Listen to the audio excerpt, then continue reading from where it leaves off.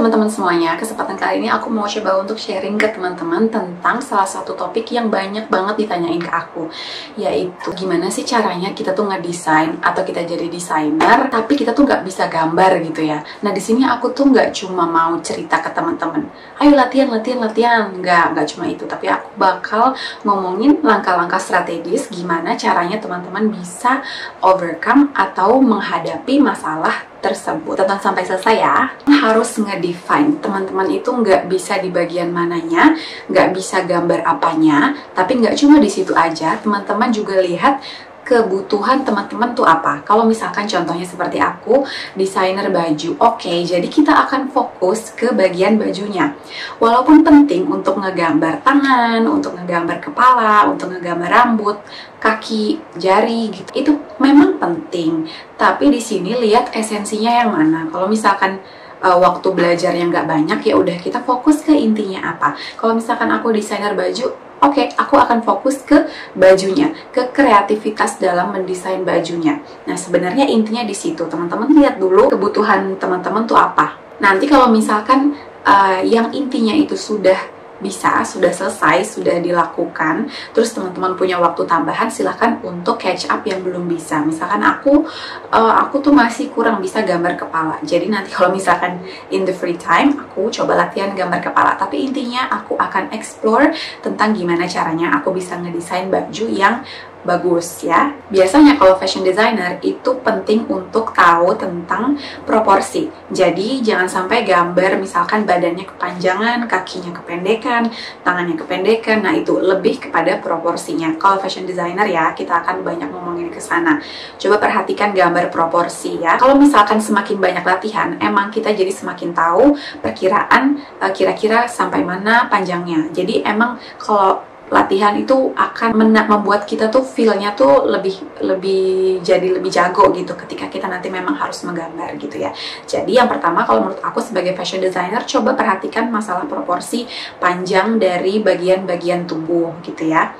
Nah, terus kita akan ngomongin ke bajunya, karena kan intinya dari seorang desainer baju itu adalah dari define juga. Teman-teman itu nggak bisanya di bagian apanya. Ada yang bilang, aku punya banyak ide, tapi aku nggak bisa menuangkan itu di kertas. Tiba-tiba kok kalau di kertas langsung hilang semua idenya. Itu bisa saja terjadi karena teman-teman tuh nggak bisa mengartikulasikan, atau teman-teman tuh nggak bisa mendesain pieces-pieces tersebut ke dalam kertas. Misalkan teman-teman itu punya bayangan mau membuat dress gitu ya, tapi ketika di atas kertas teman-teman bingung nih, kalau dress itu detailsnya itu gimana ya. Kayak biasanya yang susah itu adalah kalau rok yang megar itu kan nanti kan ada efeknya gitu ya, kayak nggak cuma dibikin ombak gitu aja, tapi nanti ada efeknya supaya dia tuh lebih kelihatan real gitu. Terus teman-teman nggak tahu gimana caranya gambar bustier, teman-teman nggak tahu gimana caranya gambar lengan yang terlipat misalkan.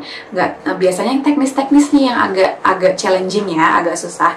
Terus misalkan kita nggak tahu gimana caranya bikin, misalkan di jaket kita nggak tahu cara bikin kantong, kita nggak tahu cara bikin kerahnya kan macem-macem juga tuh ya. Jadi kita tuh kadang suka stuck di situ. Ketika kita nggak langsung nuangin di kertas, itu memang ide bisa langsung menguap. Jadi kalau misalkan teman-teman masih belum mengerti gimana caranya menggambar detail-detail baju itu, teman-teman bisa langsung gambar cepat aja, atau bisa juga pakai tulisan sih kalau teman-teman takut lupa.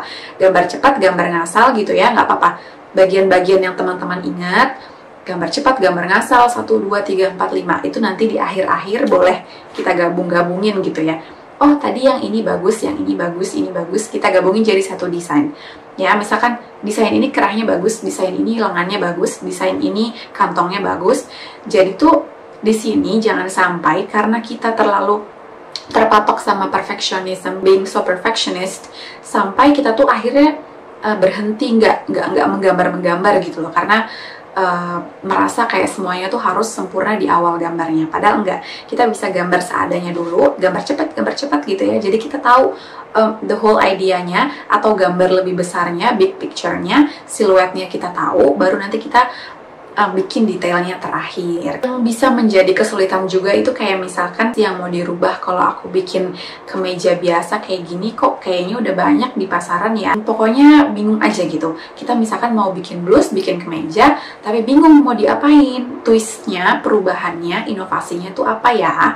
Nah, daripada kita nyontek plek-plek karya orang, salah satu cara yang biasanya aku pakai itu adalah kita melihat cara berpikir orang atau kerangka berpikir, kerangka pola pikir orang tentang mendesain. Teman-teman coba silahkan lihat brand-brand besar gitu ya, brand-brand yang suka ikut fashion show, terutama yang internasional gitu ya, karena memang mereka tuh banyak gitu ide-idenya. Kita bisa lihat desainer dari Korea, dari Jepang, dari Amerika, dari UK. Kita lihat, cek yang mana yang sesuai sama estetika teman-teman gitu ya.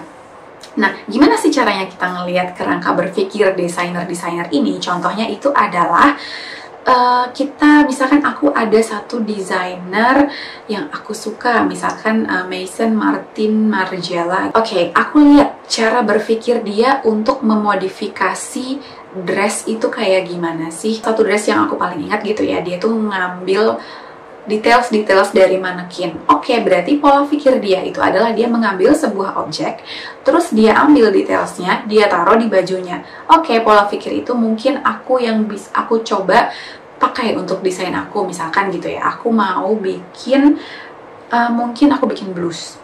Terus objeknya aku mungkin jangan manekin ya, mungkin aku ambil objeknya itu, I don't know, kursi misalkan. Terus aku lihat detailsnya kursi, cuttingannya kursi. Itu bisa aku jadikan inspirasi untuk ngebuat details di blus aku gitu loh. Jadi kita tuh mengambil kerangka berpikir si desainer itu daripada kita ambil desainnya. Menurut aku sih sebagai seorang desainer itu kurang satisfying gitu ya, kayak kita tuh kurang puas. Sebagai desainer tuh keinginannya itu kayak seperti menciptakan sesuatu yang dari hasil pemikiran dia sendiri gitu. Walaupun memang kita harus juga sih menurut aku diinspirasi oleh hal-hal di luar kita. Jadi kita tuh pikirannya nggak stuck di situ-situ aja ya, lebih berkembang. Contoh lainnya kayak kita lihat, ini ada baju ya deconstructed yang lucu nih. Dia itu misalkan memperbesar item-item yang ada di bajunya. Misalkan dia perbesar bahunya sedikit, dia perbesar kantongnya, dia perbesar kancingnya. Oke, berarti pola pikir dia memperbesar bagian-bagian yang ada di baju. Atau bisa juga diputar-putar, misalkan pola pikir dia diputar-putar. Kancing depan ditaruh di belakang, terus kerah depan ditaruh di belakang, kerah belakang taruh depan. Oke, diputar-putar. Mungkin kita nextnya kita mau bikin celana misalkan, apa ya mau diputar-putar, misalkan kantong yang harusnya di belakang, kantong tempel ditaruh di depan, ya kayak gitulah. Itu banyak dipakai di desain-desain yang alirannya deconstructed gitu ya, jadi kayak diputar-putar posisinya, kayak dibuka ulang gitu ya, baru direkonstruksi lagi. Nah kayak gitu. Jadi lebih baik sih kalau menurut aku kita lihat cara berpikir, pola pikir desainer itu. Jadi dari kitanya itu juga berkembang ya, nggak cuma kita ngopi-ngopi punya orang aja, tapi kitanya juga mendapatkan sesuatu yang baru ya. Jadi cara berpikir kita juga lebih berkembang dan kita berkembang sebagai seorang desainer. Terus juga teman-teman bisa decide your method. Jadi maksudnya gini, teman-teman lebih suka yang gambar kayak gimana? Makro dulu atau mikro dulu? Maksudnya teman-teman suka bikin siluet besar dulu baru detailsnya, atau teman-teman tuh suka mikirin detailsnya dulu baru siluet besarnya? Nah ini juga bermanfaat untuk kita yang susah untuk menggambar gitu ya, untuk mengartikulasikan pikiran ke kertas itu susah. Ini bisa sebagai tipsnya. Kadang ketika kita punya banyak ide, kita bingung mulai dari mana, bisa aja teman-teman langsung coret-coret. Misalkan kalau aku sih, aku lebih suka dari makro dulu, dari siluet dulu. Jadi kali ini aku mau bikin siluet yang fit and flare. Oke, jadi aku gambar dulu makronya, gambar dasarnya, gambar besarnya, baju dress fit, terus megar gitu ya. Jadi detailnya nanti belakangan. Aku mau ada cuttingan di mana, princess line atau cuttingan asimetris, itu nanti belakangan. Itu detailsnya. Tapi kalau teman-teman suka dari details dulu, itu juga nggak apa-apa. Terus cari inspirasi itu nggak mesti kok langsung dari hasil baju orang lain, bisa juga dari kita lihat mood board orang lain atau produk-produk lain dari interior design, misalkan tekstil kayak gitu, atau pattern-pattern yang lagi happening, misalkan teman-teman suka lihat Pinterest gitu ya, itu juga bisa memberikan kita arahan gitu ya. Misalkan kita ngeliat pattern bunga ini lucu banget ya, ya udah itu akan mempengaruhi siluet kita gitu. Misalkan kita jadi akan bikin dress-dress yang girly atau yang vintage-vintage kayak gitu. Oke teman-teman semuanya, itu tadi adalah sharingan tentang gimana sih caranya kita itu mendesain atau berlatih menggambar. Kalau misalkan kita nggak bisa gambar, nggak ngerti gimana caranya gambar ya.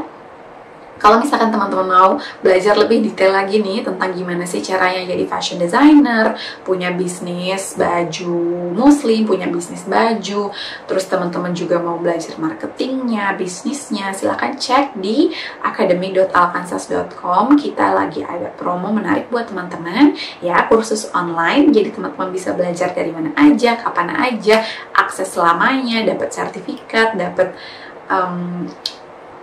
bisa konsultasi ke aku lewat admin nanti ya, disampaikan ke aku, nanti kita berkomunikasi di situ. Nah, terus bisa juga dapat support group alumni ya. Nanti bakal ada materi-materi tambahan yang atau tren-tren yang dari kita, dari Alkansas sendiri share ke teman-teman, oke? Oke, untuk saran topik yang lain teman-teman bisa di kolom komentar. Say hi to me lewat Instagram @alkansas. Terima kasih sudah menonton sampai selesai. I will see you in the next video. Ciao!